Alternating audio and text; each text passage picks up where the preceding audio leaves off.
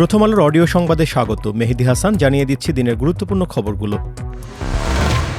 গণবিরোধী বিল পাশের অভিযোগ তুলে জাতীয় সংসদ থেকে ওয়াকআউট করেছে বিরোধী দল। বৃহস্পতিবার সন্ধ্যা ৬টার কিছু আগে বিরোধী দলের সংসদ সদস্যরা ওয়াকআউট করেন। এ সময় ডেপুটি স্পিকার কায়সার কামাল সংসদের বৈঠকের সভাপতিত্ব করছিলেন।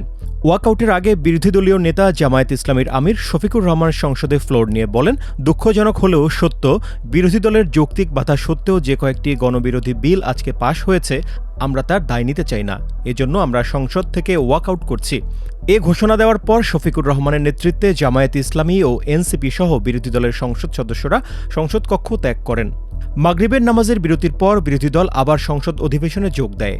এর আগে সংসদ অধিবেশনে জাতীয় মানবাধিকার কমিশন রহিতকরণ ও পুনঃপ্রচলন বিল এবং সুপ্রিম কোর্টের বিচারক নিয়োগ রহিতকরণ বিল, জাতীয় মুক্তিযোদ্ধা কাউন্সিল বিল, জেলা পরিষদ বিল, পৌরসভা বিল সহ কয়েকটি বিলে আপত্তি দেয় বিরোধী দল। তবে তাদের আপত্তি থাকলেও কণ্ঠভোটে সবকটি বিল পাশ হয়। দেশব্যাপী বর্ষবরণের সব অনুষ্ঠান সন্ধ্যা ৬টার মধ্যে শেষ করার নির্দেশ দিয়েছে স্বরাষ্ট্র মন্ত্রণালয়। বৃহস্পতিবার মন্ত্রণালয়ের এক সংবাদ বিজ্ঞপ্তিতে বলা হয়েছে, গতকাল সচিবালয়ে স্বরাষ্ট্র মন্ত্রণালয়ের সম্মেলন কক্ষে আইনশৃঙ্খলা সংক্রান্ত এক সভায় এই সিদ্ধান্ত হয়। বিজ্ঞপ্তিতে বলা হয়, পহেলা বৈশাখে রমনা পার্ক, সোহরাওয়ার্দী উদ্যান, ঢাকা বিশ্ববিদ্যালয় এলাকা, হাতিরঝিল ও রবীন্দ্র সরোবরের অনুষ্ঠানে বিকেল ৫টার মধ্যে জনসাধারণের প্রবেশ বন্ধ করতে হবে। সন্ধ্যা ৬টার মধ্যে সব অনুষ্ঠান শেষ করতে হবে। পহেলা বৈশাখের দিন ঢাকা বিশ্ববিদ্যালয়ের মেট্রো রেল স্টেশন নিরাপত্তার স্বার্থে বন্ধ রাখার অনুরোধ জানানো হয়েছে। ১৩ এপ্রিল সন্ধ্যা ৭টার পর ঢাকা বিশ্ববিদ্যালয় এলাকায় বিশ্ববিদ্যালয়ের স্টিকারবিহীন কোনো যানবাহন প্রবেশ করতে পারবে না।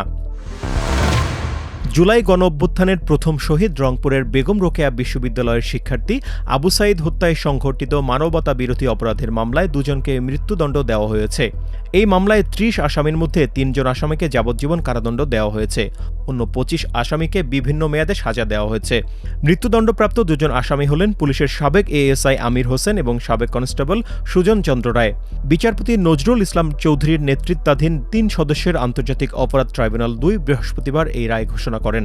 বেগম রোকেয়া বিশ্ববিদ্যালয়ের সাবেক উপাচার্য মোহাম্মদ হাসিবুর রশিদ সহ এই মামলার আসামি মোট ৩০ জন। ইরানের প্রেসিডেন্ট মাসুদ পেজেশকিয়ান বলেছেন, লেবাননে ইসরায়েলি হামলা ইরানের সঙ্গে যুক্তরাষ্ট্রের করা যুদ্ধবিরতি চুক্তির লঙ্ঘন।